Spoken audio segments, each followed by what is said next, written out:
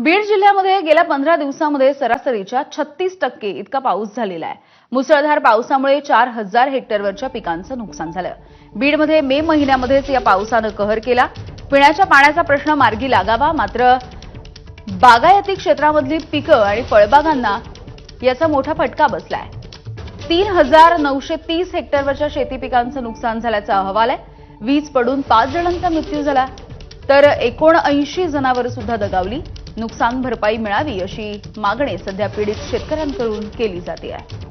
महाराष्ट्रामध्ये आणि बीड जिल्ह्यामध्ये प्रचंड प्रमाणात अवकाळी पाऊस पडत आहे आणि या अवकाळी पावसामुळे आंबा बागायतदारांचं कंबरडं मोडलं आहे। प्रचंड प्रमाणात नुकसान झालेलं आहे, भाव पडलेले आहेत आणि त्याच्यात या अवकाळी पावसामुळे झाडाचे आंबे आहेत ते सगळे गळून पडलेले आहेत आणि शेतकऱ्यांचं आणि आमचं प्रचंड प्रमाणात नुकसान झालेलं आहे। आम्हाला सरकारला एक कळकळीची विनंती आहे की याचे लवकरात लवकर पंचनामा करून सर्व शेतकऱ्यांना आणि आम्हाला नुकसान भरपाई देण्यात यावी।